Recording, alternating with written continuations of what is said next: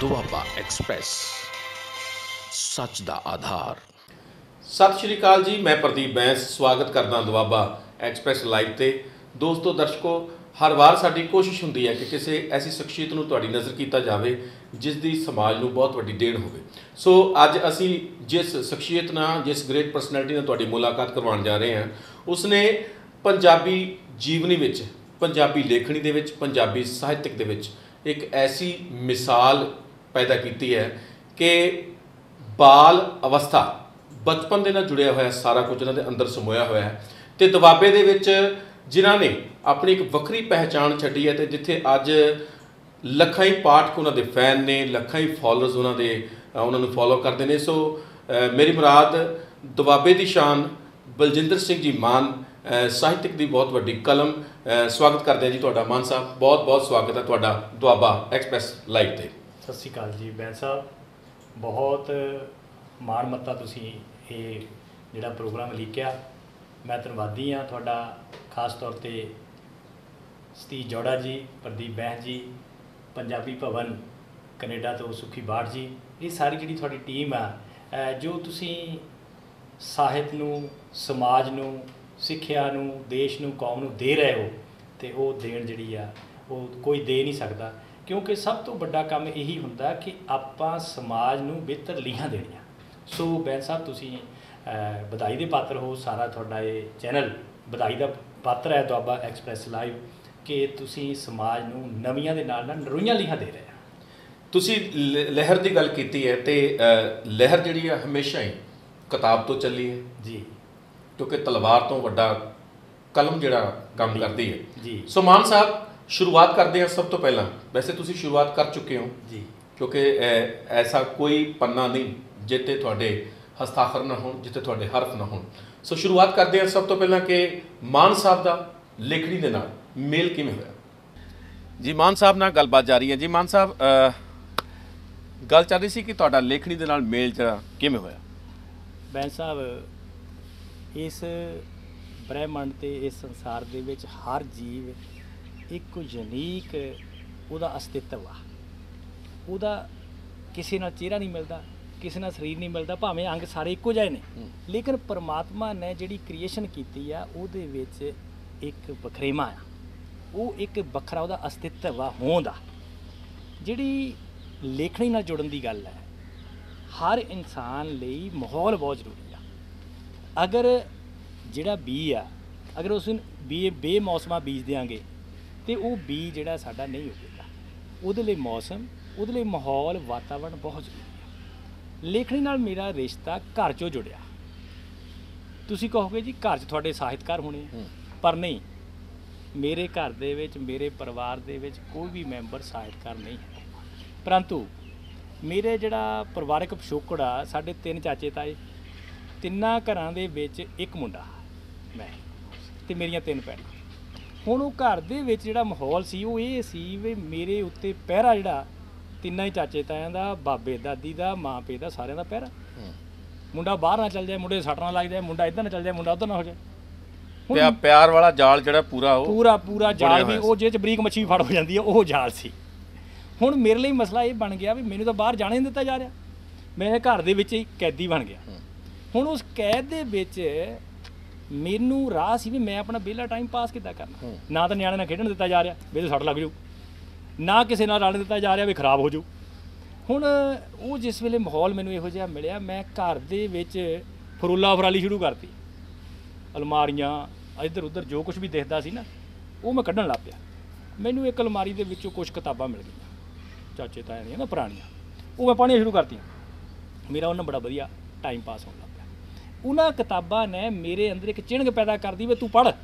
ਮਾਨ ਸਾਹਿਬ ਨੇ ਆਪਣੀ ਸੰਗਤ ਆਪ ਹੀ ਕੀਤੀ। ਜੀ ਜੀ, ਉਹ ਸੰਗਤ ਨੇ ਜਿਸ ਵੇਲੇ ਮੇਰੇ ਅੰਦਰ ਚਿਣਗ ਪੈਦਾ ਕੀਤੀ, ਅਤੇ ਮੈਂ, ਤੁਸੀਂ ਹੈਰਾਨ ਹੋਣਾ ਵੀ ਘਰ 'ਚ ਪੁਰਾਣੇ, ਅੱਜ ਤਾਂ ਪਲਾਸਟਿਕ ਦੇ ਪੋਲੀਥੀਨ ਆ ਗਿਆ ਨਾ, ਉਦੋਂ ਅਖਬਾਰਾਂ ਦੇ ਲਿਫਾਫੇ ਬਣਦੇ ਸੀ, ਹਰ ਚੀਜ਼ ਅਖਬਾਰ ਦੇ ਲਿਫਾਫੇ 'ਚ ਘਰ ਆਉਂਦੀ ਸੀ, ਅਤੇ ਮੈਂ ਉਹ ਲਿਫਾਫਾ ਵੀ ਪਾੜ ਕੇ ਪੜ੍ਹ ਲੈਂਦਾ ਸੀ। ਸੋ ਇਹੋ ਜਿਹਾ ਮੇਰਾ ਜਿਹੜਾ, ਜ਼ਿਆਦਾਤਰ ਉਹ ਅਖਬਾਰਾਂ ਦੇ ਲਿਫਾਫੇ ਬਣਦੇ ਹੁੰਦੇ ਸੀ ਜਿਹੜੇ, ਅਤੇ ਉਹਨਾਂ ਨੂੰ ਪੜ੍ਹ ਕੇ ਜਿੱਦਾਂ ਤੁਸੀਂ ਕਹਿੰਦੇ ਮਾਹੌਲ ਨੇ ਨਾ, ਫਿਰ ਮੈਨੂੰ ਕੁਛ ਲਿਖਣ ਦੀ ਪ੍ਰੇਰਨਾ ਪੈਦਾ ਕਰ। ਮੇਰੇ ਅੰਦਰ ਕੁਦਰਤੀ ਜਿਹੜਾ ਸੁਭਾਵਕ ਕਿ ਉਹ ਪੜ੍ਹਿਆ ਨੇ ਗੱਲਾਂ ਨੇ ਵੀ ਜਿਹੜੀਆਂ ਆਹ ਗੱਲਾਂ ਇਹ ਤੋਂ ਅਗਲੀ ਵੀ ਗੱਲ ਹੋ ਸਕਦੀ ਹੈ। ਸੋ ਮੈਂ ਉਹਨਾਂ ਗੱਲਾਂ ਵੱਲ ਤੁਰ ਪਿਆ। ਮਾਨ ਸਾਹਿਬ, ਇੱਥੇ ਇੱਕ ਸਵਾਲ ਪੈਦਾ ਹੁੰਦਾ ਹੈ ਕਿ ਤੁਸੀਂ ਬਹੁਤ ਸਾਰੀਆਂ ਜਿਹੜੇ ਕਿਤਾਬਾਂ ਪੜ੍ਹੀਆਂ, ਬਹੁਤ ਸਾਰੇ ਜਿਹੜੇ ਲਿਫਾਫੇ ਤੁਹਾਡੇ ਘਰ 'ਚ ਆਉਂਦੇ ਸੀ ਉਹਨਾਂ ਨੂੰ ਪੜ੍ਹੇ, ਜੀ। ਪਰ ਤੁਸੀਂ ਇਹ ਤੈਅ ਕਿਵੇਂ ਕੀਤਾ ਕਿ ਮੈਂ ਕੀ ਲਿਖਣਾ? ਹਾਂ, ਜਦੋਂ ਬਚਪਨ ਤੋਂ ਅਸੀਂ ਜਵਾਨੀ ਵੱਲ ਵੱਧਦੇ ਹਾਂ ਨਾ, ਬਚਪਨ ਜਿਹੜਾ ਹੁੰਦਾ ਉਹ ਬੜਾ ਨਿਰਛਲ, ਨਿਰਵੈਰ, ਨਿਰਭੈ, ਉਹਨੂੰ ਪਤਾ ਨਹੀਂ ਹੁੰਦਾ ਵੀ ਕਿੱਧਰ ਨੂੰ ਜਾਣਾ, ਕੀ ਕਰਨਾ, ਕੀ ਕਮਾਉਣਾ, ਕੀ ਕਰਨਾ। ਹਰ ਤਰ੍ਹਾਂ ਨਾਲ ਕੋਮਲ ਜਿਹੜਾ ਗਿਣਿਆ ਜਾਂਦਾ। ਤੇ ਪਰ ਉਹ ਜਿਸ ਵੇਲੇ ਮਨ ਦੇ ਵਿੱਚ ਖਿਆਲਾਤ ਉੱਭਰਦੇ ਆ, ਫਿਰ ਬੰਦਾ ਰਾਹ ਲੱਭਦਾ ਵੀ ਮੈਂ ਕਿਸੇ ਵੀ ਚੀਜ਼ 'ਚ ਲਿਖਾਂ। ਤੇ ਉਹ ਲਿਖਣ ਲਈ ਕੀ ਹੁੰਦਾ, ਆਮ ਤੌਰ ਤੇ ਤੁਸੀਂ ਦੇਖਿਆ ਹੋਣਾ ਵੀ ਲੇਖ ਕਹਾਣੀ ਨਾਲੋਂ ਪਹਿਲਾਂ ਹਰ ਬੰਦਾ ਕਵਿਤਾ ਹੀ ਲਿਖਦਾ। ਸੋ ਮੈਂ ਵੀ 9ਵੀਂ ਪੜ੍ਹਦੇ ਨੇ ਕਵਿਤਾ ਲਿਖ ਲਈ, ਤੁਹਾਡੀ ਸਾਡੀ ਦੇਖ ਕੇ, ਆਪਣੇ ਵੱਲੋਂ ਨਹੀਂ, ਪਰ ਕੁਦਰਤੀ ਉਹ ਜਿਹੜਾ ਫੁਰਨਾ ਸੀ ਉਹ ਪਰਮਾਤਮਾ ਦੀ ਕਿਰਪਾ ਹੋ ਗਈ, ਰਹਿਮਤ ਹੋ ਗਈ ਵੀ ਉਹ ਰਾਹ ਮੈਨੂੰ ਮਿਲ ਗਿਆ, ਲਿਖਣ ਲੱਗ ਪਏ। ਇਹ ਲਗਭਗ 9ਵੀਂ 'ਚ ਪੜ੍ਹਦੇ ਦੀ ਮੇਰੀ ਪਹਿਲੀ ਰਚਨਾ ਜਿਹੜੀ ਲਿਖ ਹੋ ਗਈ। ਸੋ ਤੁਸੀਂ ਆਪਣੀ ਰਚਨਾ ਜਿਹੜੀ ਆਪਣੀ ਸੰਗਤ ਕਰਕੇ ਹੀ ਉਸ ਨੂੰ ਉਪਜਿਆ।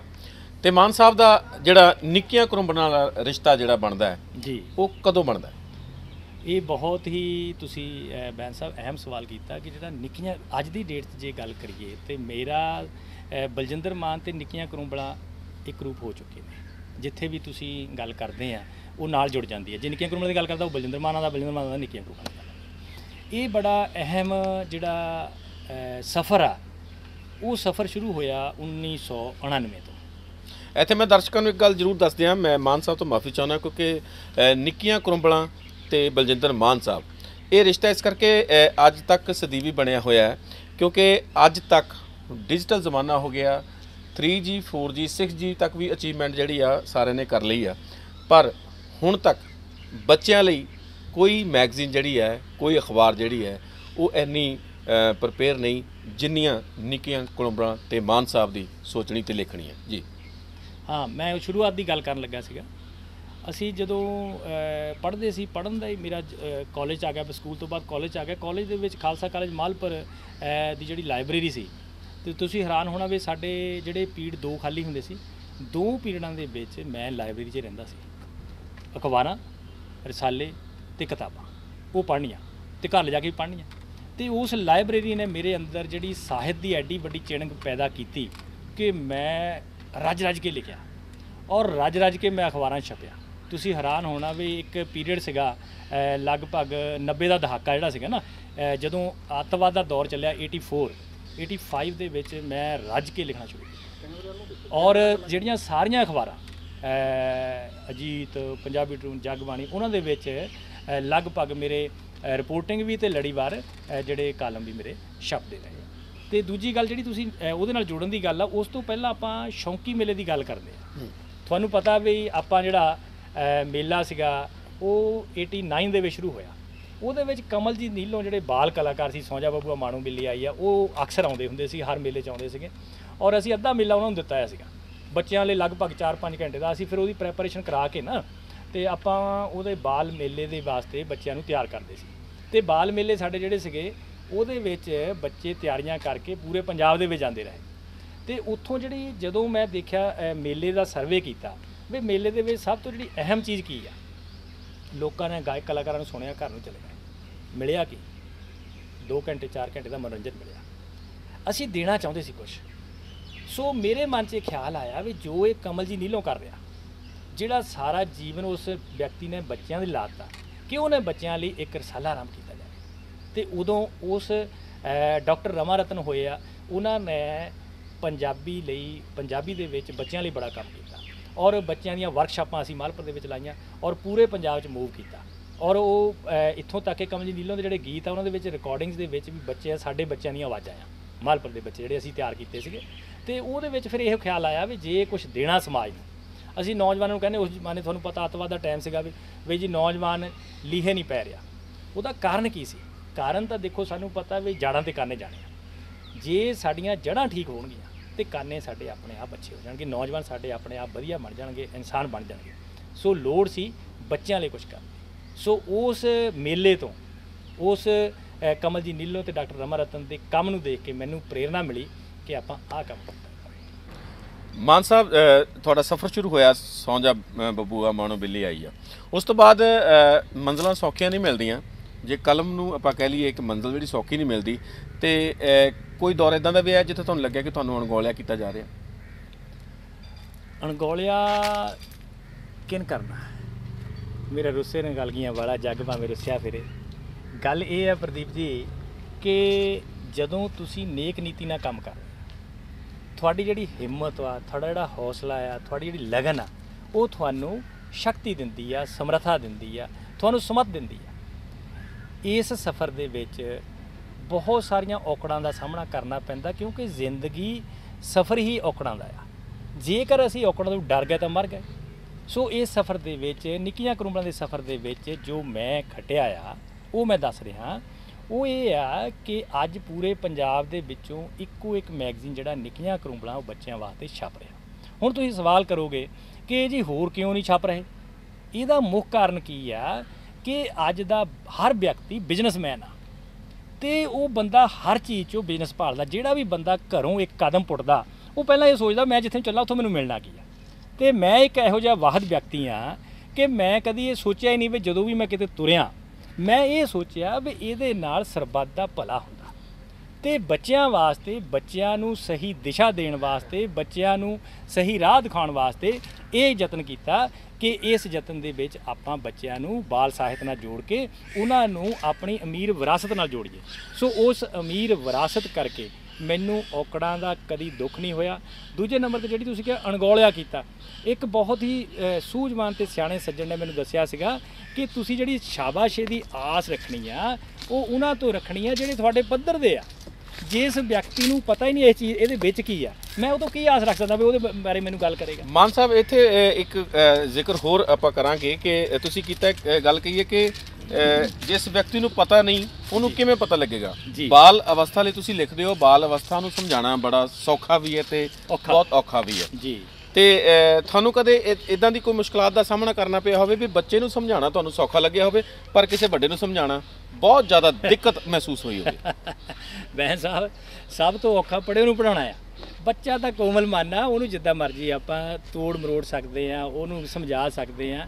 ਸੋ ਬੱਚਾ ਦਾ ਜਿੱਦਾਂ ਮੈਂ ਸ਼ੁਰੂ 'ਚ ਗੱਲ ਕੀਤੀ ਆ ਕਿ ਬੱਚਾ ਤਾਂ ਤੁਹਾਡੀ ਉਂਗਲ ਫੜ ਕੇ ਤੁਹਾਡੇ ਨਾਲ ਤੁਰਦਾ।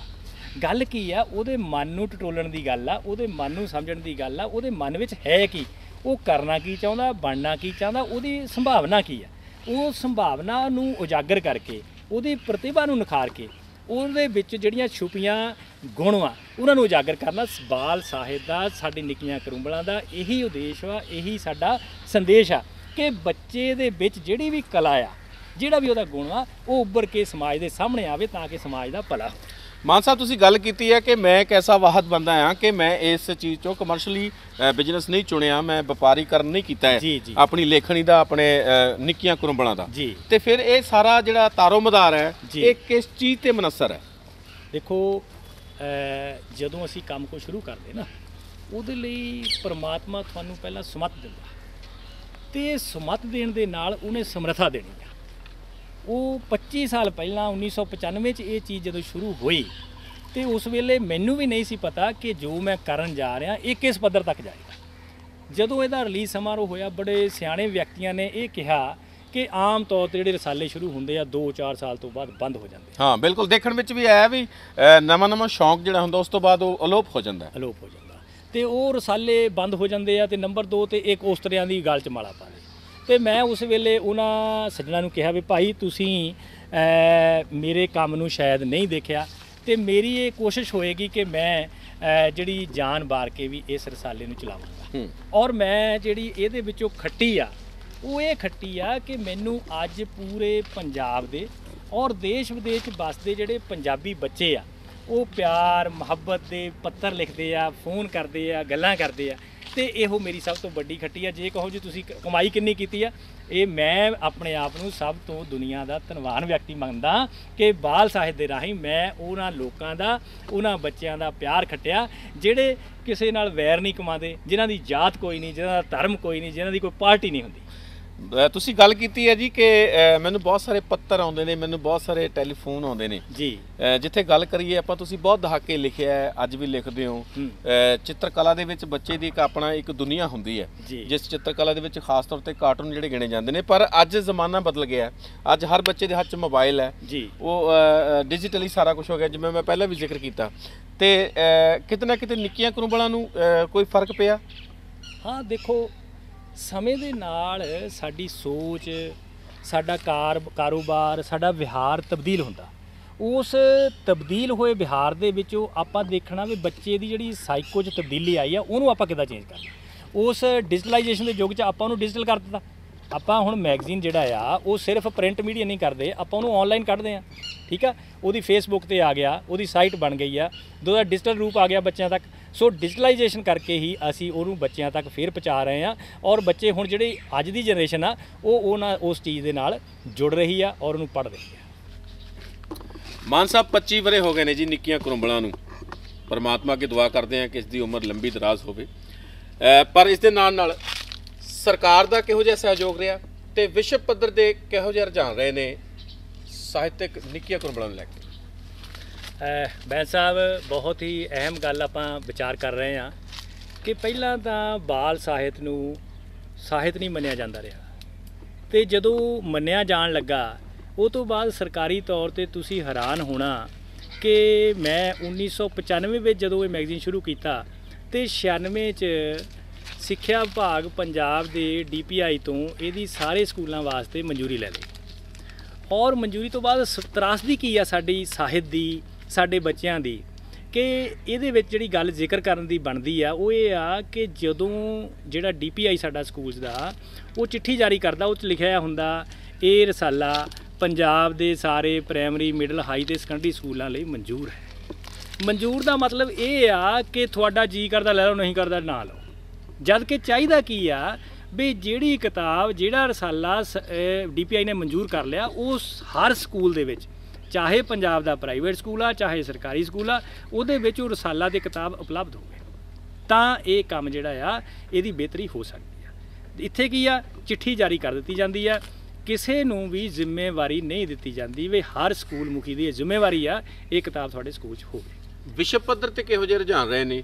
ਵਿਸ਼ਵ ਪੱਧਰ ਤੇ ਜਿਹੜੀ ਗੱਲ ਆਪਾਂ ਕਰਦੇ ਹਾਂ ਬਾਲ ਸਾਹਿਤ ਦੀ, ਦੇਖੋ ਪੰਜਾਬੀ ਭਵਨ ਵਾਲੇ, ਕੈਨੇਡਾ ਵਾਲੇ ਸੁਖੀ ਬਾਟ ਉਹਨਾਂ ਦਾ ਜਿਹੜਾ ਜ਼ਿਕਰ ਆ ਮੈਂ ਖਾਸ ਤੌਰ ਤੇ ਕਰਨਾ ਚਾਹੁੰਦਾ ਕਿ ਉਹਨਾਂ ਨੇ ਪੂਰੇ ਵਿਸ਼ਵ ਦੇ ਵਿੱਚ ਬਾਲ ਸਾਹਿਤ ਲਈ ਬਹੁਤ ਸਾਰੇ ਕਾਰੋਬਾਰ ਜਿਹੜੇ ਆ ਆਰੰਭੇ ਨੇ, ਬਹੁਤ ਸਾਰੇ ਕਲਾਕਾਰਾਂ ਨੂੰ, ਸਾਹਿਤਕਾਰਾਂ ਨੂੰ ਪ੍ਰਮੋਟ ਕੀਤਾ। ਔਰ ਪੰਜਾਬੀ ਭਵਨ ਦੇ ਵਿੱਚ ਪੂਰੀ ਦੁਨੀਆ ਦੇ ਸਾਹਿਤਕਾਰ ਪਹੁੰਚ ਰਹੇ ਨੇ ਔਰ ਵੱਖ-ਵੱਖ ਥਾਵਾਂ ਦੇ ਵਿੱਚ ਲਾਇਬ੍ਰੇਰੀਆਂ ਖੋਲ੍ਹੀਆਂ ਜਾ ਰਹੀਆਂ ਤਾਂ ਕਿ ਬੱਚੇ ਆਪਣੀ ਮਾਂ ਬੋਲੀ ਦੇ ਨਾਲ, ਆਪਣੇ ਸਾਹਿਤ ਨਾਲ ਜੁੜਨ।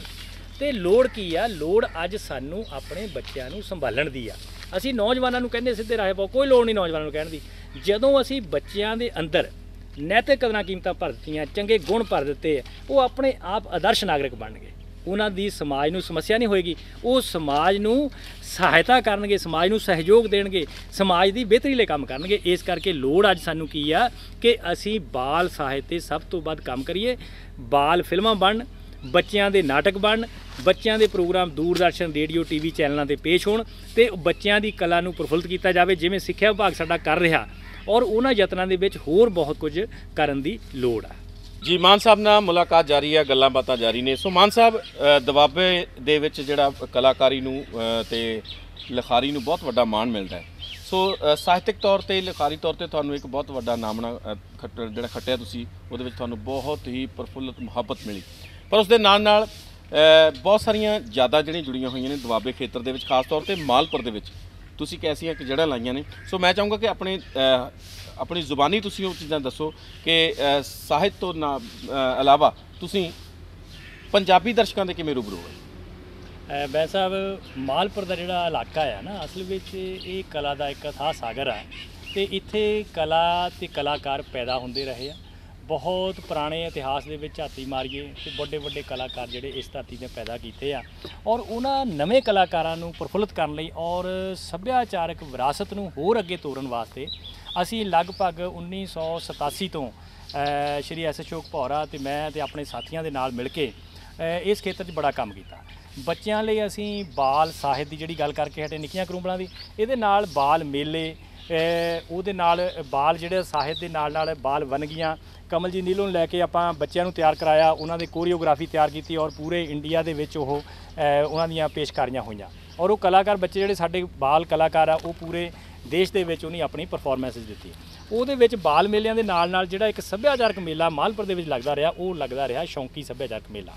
ਉਸ ਮੇਲੇ ਦੇ ਇਤਿਹਾਸ ਵਿੱਚ 1987 'ਚ ਅਸੀਂ ਸਾਹਿਤ ਸਭਾ ਸ਼ੁਰੂ ਕੀਤੀ ਸੀ ਔਰ ਉਹ ਸਾਹਿਤ ਸਭਾ ਦੇ ਬਦੌਲਤ ਹੀ ਉਹ ਮੇਲਾ ਸ਼ੁਰੂ ਹੋਇਆ ਔਰ ਉਹ ਮੇਲਾ ਲਗਭਗ ਇੱਕ ਦਹਾਕਾ ਔਰ ਉਹ ਪੀਰੀਅਡ ਜਿਹੜਾ ਉਹ ਸਮਾਂ ਸੀ, ਕਿਉਂਕਿ ਅੱਤਵਾਦ ਦਾ ਟਾਈਮ ਸੀਗਾ 1984 ਦੇ ਪੀਰੀਅਡ ਤੋਂ ਬਾਅਦ 99 'ਚ ਪਹਿਲੀ ਵਾਰੀ ਲੱਗਾ, ਤੇ ਉਸ ਮੇਲੇ ਨੇ ਬਹੁਤ ਸਾਰੇ ਕਲਾਕਾਰਾਂ ਨੂੰ ਮੰਚ ਪ੍ਰਦਾਨ ਕੀਤਾ ਉਸ ਮੇਲੇ ਨੇ, ਕਿਉਂਕਿ ਉਸ ਜ਼ਮਾਨੇ ਸਟੇਜਾਂ ਨਹੀਂ ਸੀ ਲੱਗਦੀਆਂ, ਮੇਲੇ ਨਹੀਂ ਸੀ ਲੱਗਦੇ, ਤੇ ਨੰਬਰ 2 ਤੇ ਚੈਨਲ ਕੋਈ ਨਹੀਂ ਸੀ ਹੁੰਦਾ, ਸਿਰਫ ਕੱਲਾ ਦੂਰਦਰਸ਼ਨ ਚੈਨਲ ਹੁੰਦਾ ਸੀਗਾ, ਤੇ ਲੋਕਾਂ ਨੂੰ ਮਿਲ ਬੈਠਣ ਦੀ ਲੋੜ ਸੀ, ਕਿਉਂਕਿ ਜਿਹੜਾ ਆਪਸੀ ਪਾੜਾ ਪੈ ਗਿਆ ਸੀ ਲੋਕਾਂ ਦੇ ਵਿੱਚ, ਉਹਨੂੰ ਖਤਮ ਕਰਨ ਵਾਸਤੇ ਉਸ ਮੇਲੇ ਨੇ ਬੜਾ ਵੱਡਾ ਯੋਗਦਾਨ ਪਾਇਆ। ਔਰ ਤੁਸੀਂ ਜਿਸਲੇ ਪੁਰਾਣੇ ਕਲਾਕਾਰਾਂ ਤੋਂ ਪੁੱਛੋਗੇ ਤੇ ਉਹ ਕਹਿੰਦਾ ਜੀ ਮੈਂ ਮਾਲਪੁਰ ਦੀ ਸਟੇਜ ਤੇ ਪਹਿਲੀ ਵਾਰੀ ਗਾਇਆ ਸੀ ਤਾਂ ਮੈਨੂੰ ਐਨੇ ਪ੍ਰੋਗਰਾਮ ਮਿਲ ਗਿਆ ਸੀ, ਤੇ ਮੈਂ ਦੂਜੀ ਵਾਰੀ ਗਿਆ ਉੱਥੇ ਐਦਾਂ ਹੋ ਗਿਆ। ਹੰਸਰਾਜ ਹੰਸ ਜਿਹੜਾ ਮੈਂ ਜ਼ਿਕਰ ਕਰਨਾ ਚਾਹਾਂਗਾ ਕਿ ਜੇ ਉਹ ਰੇਡੀਓ ਤੋਂ ਬਾਅਦ ਟੀਵੀ ਤੋਂ ਬਾਅਦ ਸਟੇਜਾਂ ਤੇ ਆਇਆ ਤੇ ਉਹ ਮੇਰੇ ਹਿਸਾਬ ਨਾਲ ਸ਼ੌਂਕੀ ਮੇਲੇ ਦੀ ਦੇਣਾ। ਹਰਭਜਨ ਮਾਨ ਸਾਹਿਬ, ਦੋ ਚੀਜ਼ਾਂ ਦਾ ਬੜਾ ਸੁਮੇਲ ਰੱਖਣਾ ਬੜਾ ਔਖਾ ਹੁੰਦਾ ਹੈ। ਵੈਸੇ ਜੇ ਤੁਸੀਂ ਗੱਲ ਕੀਤੀ ਹੈ ਭੌਰਾ ਸਾਹਿਬ ਦੀ, ਅਸ਼ੋਕ ਭੌਰਾ ਸਾਹਿਬ ਨਾਮੀ ਸ਼ਖਸੀਅਤ ਨੇ ਜੀ ਪੰਜਾਬੀ ਇੰਡਸਟਰੀ ਦੇ ਵਿੱਚ, ਪੰਜਾਬੀ ਗੀਤਕਾਰੀ ਦੇ ਵਿੱਚ, ਪੰਜਾਬੀ ਲੇਖਣੀ ਦੇ ਵਿੱਚ। ਹਾਂਜੀ। ਤੇ ਇਹਨਾਂ ਦੋਵਾਂ ਦਾ ਸੰਤੁਲਨ ਕਿਵੇਂ ਰੱਖਿਆ ਤੁਸੀਂ? ਤੁਸੀਂ ਸਾਹਿਤ ਨਾਲ ਜੁੜੇ ਸੀ ਜੀ, ਇੱਕ ਦੂਸਰੇ ਪਾਸੇ ਤੁਹਾਨੂੰ ਉਹ ਜ਼ਿੰਮੇਵਾਰੀ ਪੈ ਗਈ ਜੀ ਜੀ, ਤੇ ਇਹਨਾਂ ਦੋਨਾਂ ਦਾ ਤੁਸੀਂ ਸੰਤੁਲਨ ਜਿਹੜਾ ਕਿਵੇਂ ਰੱਖਿਆ? ਬੈਂ ਸਾਹਿਬ, ਅਸਲ ਵਿੱਚ ਜਦੋਂ ਮੈਂ ਪੜ੍ਹਦਾ ਹੀ ਸੀਗਾ ਤੇ ਭੌਰਾ ਸਾਹਿਬ ਲਿਖਦੇ ਹੁੰਦੇ ਸੀ, ਉਹ ਅਖਬਾਰਾਂ ਛਪਦੇ ਸੀ, ਤੇ ਮੇਰੀ ਵੀ ਛਪਣ ਦੀ ਇੱਛਾ ਸੀ, ਸੋ ਮੈਨੂੰ ਉਂਗਲੀ ਫੜ ਕੇ ਛਪਣ ਦੇ ਰਾਹੇ ਮਾਨਯੋਗ ਐਸ ਅਸ਼ੋਕ ਭੌਰਾ ਜੀ ਨੇ ਪਾਇਆ। ਤੇ ਦੂਜੇ ਨੰਬਰ 'ਤੇ ਜਿਹੜੀ ਮੇਲੇ ਦੀ ਗੱਲ ਤੁਸੀਂ ਕਰਦੇ ਆ, ਉਸ ਮੇਲੇ ਦੇ ਵਿੱਚ ਜਿਹੜਾ, ਕਿਉਂਕਿ ਮੈਂ ਉਸ ਜ਼ਮਾਨੇ ਪੱਤਰਕਾਰੀ ਕਰਦਾ ਸੀਗਾ, ਲੋਕਲ ਜਿੰਨੀਆਂ ਵੀ ਸਾਡੀਆਂ ਪੰਜਾਬ ਦੀਆਂ ਮਸ਼ਹੂਰ ਅਖਬਾਰਾਂ ਸੀਗੀਆਂ ਉਹਨਾਂ ਦਾ ਮੈਂ ਰਿਪੋਰਟਰ ਸੀ, ਰੇਡੀਓ ਟੀਵੀ 'ਤੇ ਬੜਾ ਵੱਡਾ ਕੰਮ ਕਰਨ ਦਾ ਮੌਕਾ ਮਿਲ ਰਿਹਾ ਸੀ, ਤੇ ਉਸ ਕੰਮ ਕਰਕੇ ਹੀ ਭੌਰਾ ਸਾਹਿਬ ਨੇ ਸੋਚਿਆ ਵੀ ਜੇ ਕੰਮ ਹੋਏਗਾ, ਜੇ ਮੇਲੇ ਨੂੰ ਅਸਲੀ ਰੂਪ ਦੇਣਾ ਆ ਤੇ ਉਹ ਮਾਲਪੁਰ ਦੀ ਸਾਹਿਤ ਸਭਾ ਦੇ ਸਕਦੀ ਤੇ ਬਲਜਿੰਦਰ ਮਾਨ ਹੀ ਆਰਗੇਨਾਈਜ਼ ਕਰ ਸਕਦਾ। ਸੋ ਕਲਾਕਾਰਾਂ ਦਾ ਪ੍ਰਬੰਧ ਭੌਰਾ ਸਾਹਿਬ ਕਰਦੇ ਸੀ, ਤੇ ਲੋਕਲ ਜਿਹੜੀ ਮੈਨੇਜਮੈਂਟ ਹੁੰਦੀ ਸੀ ਮਾਲਪੁਰ ਦੇ ਵਿੱਚ ਸਾਰੀ, ਤੁਸੀਂ ਹੈਰਾਨ ਹੋਣਾ ਵੀ ਸਕੂਲ ਦੀ ਗਰਾਊਂਡ 1 ਲੱਖ ਦੀ ਗੈਦਰਿੰਗ, ਜਿਹਦੇ ਵਿੱਚ ਉਹ ਮੌਕੇ ਦੇ ਜੱਸੋਵਾਲ ਸਾਹਿਬ ਹੁਣੀ ਇਹ ਗੱਲ ਕਹੀ ਸੀ ਵੀ ਤੁਸੀਂ ਪ੍ਰੋਫੈਸਰ ਮੋਹਨ ਸਿੰਘ ਮੇਲੇ ਨਾਲੋਂ ਅੱਗੇ ਨਿਕਲ ਗਏ ਆ, ਇਹ ਮੇਲੇ ਦੀ ਬੜੀ ਵੱਡੀ ਪ੍ਰਾਪਤੀ ਆ ਜਿਹੜੀ ਇਤਿਹਾਸ ਦੇ ਵਿੱਚ ਦਰਜ ਹੈ। ਮਾਨ ਸਾਹਿਬ, ਜੇ ਆਪਾਂ ਅਗਲੀ ਗੱਲ ਕਰੀਏ ਤਾਂ ਅਗਲੀ ਗੱਲ ਮੈਂ ਜ਼ਰੂਰ ਪੁੱਛਣੀ ਚਾਹਾਂਗਾ, ਚਾਹੇ ਉਹ ਨਿੱਜੀ ਤੌਰ ਤੇ ਕਹਿ ਲਓ, ਚਾਹੇ ਤੁਸੀਂ ਦਰਸ਼ਕਾਂ ਦੇ ਰੂਬਰੂ ਉਸ ਚੀਜ਼ ਨੂੰ ਲੈ ਕੇ ਕਹਿ ਲਓ। ਮਾਨ ਸਾਹਿਬ, ਜਿੱਥੇ ਤੁਸੀਂ ਸਾਹਿਤਕ ਦੀ ਸਰਦਾਰੀ ਨਿਭਾ ਰਹੇ ਹੋ, ਉੱਥੇ ਨਾਲ ਦੀ ਨਾਲ ਤੁਸੀਂ ਆਪਣੀ ਡਿਊਟੀ ਨੂੰ, ਆਪਣੇ ਪਰਿਵਾਰ ਨੂੰ ਸਮਾਂ ਕਦੋਂ ਦਿੰਦੇ ਹੋ, ਤੇ ਉਹ ਤੁਹਾਡਾ ਜਿਹੜਾ ਆਪਣਾ ਅਨੁਭਵ ਕਿਹੋ ਜਿਹਾ ਹੈ? ਬੈਂ ਸਾਹਿਬ, ਜਿਹੜੀ ਡਿਊਟੀ ਆ ਨਾ, ਮੈਂ ਹਮੇਸ਼ਾ ਹੀ ਜਿਹੜਾ ਕਰਮ ਨੂੰ ਧਰਮ ਮੰਨਿਆ, ਤੇ ਹਮੇਸ਼ਾ ਜਿਹੜੀ ਪਰਮਾਤਮਾ ਨੇ ਡਿਊਟੀ ਬਖਸ਼ੀ ਆ ਉਹਨੂੰ ਪਹਿਲ ਦਿੱਤੀ ਆ, ਔਰ ਕਦੀ ਵੀ ਜ਼ਿੰਦਗੀ ਦੇ ਵਿੱਚ ਆਪਣੀ ਡਿਊਟੀ ਤੋਂ ਕੁਤਾਹੀ ਨਹੀਂ ਕੀਤੀ, ਕਿਉਂਕਿ ਇੱਕ ਅਧਿਆਪਕ ਦੀ ਜ਼ਿੰਮੇਵਾਰੀ ਜਿਹੜੀ ਐਡੀ ਵੱਡੀ ਹੁੰਦੀ ਹੈ ਕਿ ਉਹਦਾ ਆਦ ਅੰਤ ਤੁਸੀਂ ਨਹੀਂ ਪਾ ਸਕਦੇ। ਸੋ ਮੈਂ 1900 ਲਗਭਗ 25 ਸਾਲ ਤੋਂ ਅਧਿਆਪਨ ਦਾ ਕਿੱਤਾ ਜਿਹੜਾ ਚੁਣਿਆ ਹੋਇਆ, ਔਰ ਅੱਜ ਕੱਲ੍ਹ ਮੈਂ ਸਰਕਾਰੀ ਮਿਡਲ ਸਕੂਲ ਸਮਾਰਟ ਸਕੂਲ ਭਾਟਾ ਗਣੇਸ਼ਪੁਰ ਦੇ ਵਿੱਚ ਹੈਡ ਮਾਸਟਰ ਦੀਆਂ ਜ਼ਿੰਮੇਵਾਰੀਆਂ ਨਿਭਾ ਰਿਹਾ, ਤੇ ਇਹਦੇ ਨਾਲ ਮੈਨੂੰ ਬੱਚਿਆਂ ਦੇ ਕੋਲੋਂ ਬਹੁਤ ਕੁਝ ਸਿੱਖਣ ਨੂੰ ਮਿਲਿਆ। ਮੈਂ ਸਿਖਾਇਆ ਨਹੀਂ, ਬੱਚਿਆਂ ਨੂੰ ਸਿੱਖਣ ਨੂੰ ਮਿਲਿਆ, ਕਿਉਂਕਿ ਜਿਹੜੀ ਮੇਰੀ ਜ਼ਿੰਮੇਵਾਰੀ ਸੀ ਉਸ ਜ਼ਿੰਮੇਵਾਰੀ ਨੂੰ ਨਿਭਾਇਆ, ਔਰ ਇਸੇ ਕਰਕੇ ਇਸ ਜ਼ਿੰਮੇਵਾਰੀ ਕਰਕੇ ਜਿਹੜਾ ਮੈਨੂੰ ਜਿਹੜਾ ਇਸ ਮੈਗਜ਼ੀਨ ਦੇ ਵਿੱਚੋਂ ਔਰ ਸਾਹਿਤ ਦੇ ਵਿੱਚੋਂ ਰੋਟੀ ਲੱਭਣੀ ਨਹੀਂ ਪਈ। ਮੇਰੇ ਬੱਚੇ ਇਸ ਜ਼ਿੰਮੇਵਾਰੀ ਦੇ ਨਾਲ, ਇਸ ਡਿਊਟੀ ਦੇ ਨਾਲ ਪਲਦੇ ਰਹੇ ਔਰ ਪਲ ਰਹੇ ਨੇ, ਇਸੇ ਕਰਕੇ ਜਿਹੜਾ ਕਾਰੋਬਾਰ ਆ ਇਹ ਚੱਲਦਾ ਰਿਹਾ। ਔਰ ਸਭ ਤੋਂ ਵੱਡਾ ਜਿਹੜਾ ਸਾਹਿਤ ਦੇ ਵਿੱਚ ਘਰ ਦਾ ਤੁਹਾਡਾ ਜਿਹੜਾ ਯੋਗਦਾਨ ਆ ਉਹ ਬਹੁਤ ਵੱਡਾ ਹੈ। ਮੈਨੂੰ ਮੇਰੇ ਸਭ ਤੋਂ ਪਹਿਲਾਂ ਮੇਰੀ ਮਾਤਾ ਜੀ ਨੇ, ਪਿਤਾ ਜੀ ਨੇ ਮੈਨੂੰ ਬੜਾ ਵਧੀਆ ਮਾਹੌਲ ਦਿੱਤਾ ਔਰ ਮੌਕਾ ਦਿੱਤਾ। ਉਸ ਤੋਂ ਬਾਅਦ ਵਿਆਹ ਤੋਂ ਬਾਅਦ ਮੇਰੀ ਵਾਈਫ ਮਨਜੀਤ ਕੌਰ ਨੇ ਸਾਰਾ ਹੀ ਜ਼ਿੰਮੇਵਾਰੀਆਂ ਘਰ ਦੀਆਂ ਸਮਝ ਕੇ ਮੈਨੂੰ ਜਿਹੜੀ ਖੁੱਲ੍ਹ ਦਿੱਤੀ ਰੱਖੀ ਵੀ ਤੁਸੀਂ ਜਦੋਂ ਮਰਜ਼ੀ ਜਿੱਥੇ ਮਰਜ਼ੀ ਜਾਓ, ਪੜ੍ਹੋ, ਲਿਖੋ, ਜੋ ਮਰਜ਼ੀ ਕਰੋ, ਔਰ ਮੈਂ ਰੱਜ ਕੇ ਪੜ੍ਹਿਆ ਤੇ ਰੱਜ ਕੇ ਲਿਖਿਆ ਔਰ ਲਿਖ ਰਿਹਾ। ਔਰ ਮੇਰੇ ਬੱਚੇ ਜਿਹੜੇ ਆ ਉਹ ਵੀ ਮੈਨੂੰ ਇਸ ਕੰਮ ਦੇ ਵਿੱਚ ਪੂਰਾ ਸਹਿਯੋਗ ਦੇ ਰਿਹਾ, ਕਿਉਂਕਿ ਘਰ ਦਾ ਵਾਤਾਵਰਨ ਹੀ ਤੁਹਾਨੂੰ ਸਭ ਕੁਝ ਪ੍ਰਦਾਨ ਕਰਦਾ। ਔਰ ਮੇਰਾ ਘਰ ਦਾ ਵਾਤਾਵਰਨ ਜਿਹੜਾ ਮੇਰੀ ਅਰਧਾਂਗਣੀ ਨੇ ਸਿਰਜਿਆ ਆ ਉਹ ਬਹੁਤ ਹੀ ਖੂਬਸੂਰਤ ਆ, ਔਰ ਉਸੇ ਵਾਤਾਵਰਨ ਕਰਕੇ ਜਿੰਨਾ ਕੁਝ ਤੁਸੀਂ ਅੱਜ ਗੱਲਾਂ ਕੀਤੀਆਂ ਨੇ, ਜੋ ਤੁਸੀਂ ਸੁਣਿਆ, ਗਿਣਿਆ, ਜਿਹਦਾ ਲੇਖਾ ਜੋਖਾ ਕਰ ਰਹੇ ਆ ਉਹ ਉਹਨਾਂ ਕਰਕੇ ਹੈਗਾ। ਜੇ ਕਹੇ ਮੇਰਾ ਇਕੱਲੇ ਦੀ ਇਹ ਕੋਈ ਪ੍ਰਾਪਤੀ ਨਹੀਂ, ਕਿਉਂਕਿ ਮੇਰੀ ਇਸ ਪ੍ਰਾਪਤੀ ਦੇ ਵਿੱਚ ਤੁਸੀਂ ਵੀ ਸ਼ਾਮਲ ਆ, ਕਿਉਂਕਿ ਸਾਰੇ ਯਾਰ ਦੋਸਤ ਜਿਨ੍ਹਾਂ ਦੀ ਸੰਗਤ ਉਹੋ ਜਿਹੇ ਰੰਗਤ ਤੇ ਮੇਰੀ ਜਿਹੜੀ ਸੱਜਣਤਾਈ ਆ, ਮੇਰੀ ਜਿਹੜੀ ਦੋਸਤਾਨਾ ਆ, ਉਹ ਤੁਹਾਡੇ ਵਰਗੇ ਸੱਜਣਾ ਨਾਲ ਆ ਜਿਹੜੇ ਹਮੇਸ਼ਾ ਹੀ ਕ੍ਰੀਏਟਿਵ ਕੰਮ ਕਰਦੇ ਨੇ, ਰੌਚਕ ਕੰਮ ਕਰਦੇ ਨੇ, ਪੱਧਰ ਦਾ ਕੰਮ ਕਰਦੇ ਨੇ, ਰੋਆ ਕੰਮ ਕਰਦੇ ਨੇ ਔਰ ਸਮਾਜ ਦੇ ਭਲੇ ਦਾ ਕੰਮ ਕਰਦੇ ਨੇ। ਇਸ ਕਰਕੇ ਮੈਂ ਕਦੀ ਅੱਜ ਤੱਕ ਪ੍ਰਦੀਪ ਜੀ ਸੈਲਫਿਸ਼ ਨਹੀਂ ਹੋਇਆ, ਮੈਂ ਕਦੀ ਆਪਣੇ ਲਈ ਨਹੀਂ ਸੋਚਿਆ। ਮੈਂ ਕਿਹਾ ਸਰਬੱਤ ਦੇ ਭਲੇ 'ਚ ਮੇਰਾ ਭਲਾ ਹੋਵੇ ਔਰ ਉਹ ਹੁੰਦਾ ਰਿਹਾ ਔਰ ਹੋ ਰਿਹਾ। ਇਸ ਕਰਕੇ ਮੈਂ ਉਸ ਪਰਮਾਤਮਾ ਦਾ ਕੋਟਨ ਕੋਟ ਬਾਰ ਧੰਨਵਾਦੀ ਹਾਂ, ਆਪਣੇ ਪਰਿਵਾਰ ਦਾ, ਤੁਹਾਡੇ ਵਰਗੇ ਸੱਜਣਾ ਦਾ ਜਿਨ੍ਹਾਂ ਨੇ ਹਮੇਸ਼ਾ ਮੇਰੀ ਬਾਂਹ ਫੜੀ ਆ ਔਰ ਮੈਨੂੰ ਅੱਗੇ ਤੋਰਨ ਲਈ ਯਤਨ ਕੀਤੇ ਨੇ। ਸਲੂਟ ਕਰਦਾ ਹਾਂ ਤੁਹਾਡੇ ਇਸ ਚੈਨਲ ਨੂੰ, ਸੁੱਖੀ ਬਾਠ ਜੀ ਨੂੰ, ਪ੍ਰਦੀਪ ਜੀ ਨੂੰ ਤੇ ਸਤੀਸ਼ ਜੌੜਾ ਜੀ ਨੂੰ, ਤੁਹਾਡੀ ਸਾਰੀ ਟੀਮ ਨੂੰ, ਕਿ ਜਿਹੜੀ ਹਮੇਸ਼ਾ ਹੀ ਇਹੋ ਜਿਹੀਆਂ ਨਰੋਈਆਂ ਕਦਰਾਂ ਕੀਮਤਾਂ, ਇਹੋ ਜਿਹੀਆਂ ਰਚਨਾਤਮਕ ਗੱਲਾਂ ਲੈ ਕੇ ਸਮਾਜ ਦੇ ਸਨਮੁਖ ਕਰ ਰਹੀ ਆ, ਤਾਂ ਕਿ ਸਮਾਜ ਸੋਹਣਾ ਬਣੇ, ਸੱਜਾ ਬਣੇ ਤੇ ਸਦਾ ਹੀ ਚੜ੍ਹਦੀ ਕਲਾ ਵਾਲਾ ਬਣੇ। ਹੁਣ ਗੱਲੀ ਬਾਤੀ ਸਮਾਂ ਨਾ ਗੁਆ ਬੇਲੀਆ, ਮਿਹਨਤਾਂ ਦਾ ਟਾਈਮ ਗਿਆ ਆ ਬੇਲੀਆ। ਹੁਣ ਗੱਲੀ ਬਾਤੀ ਸਮਾਂ ਨਾ ਗੁਆ ਬੇਲੀਆ, ਮਿਹਨਤਾਂ ਦਾ ਟਾਈਮ ਗਿਆ ਆ ਬੇਲੀਆ।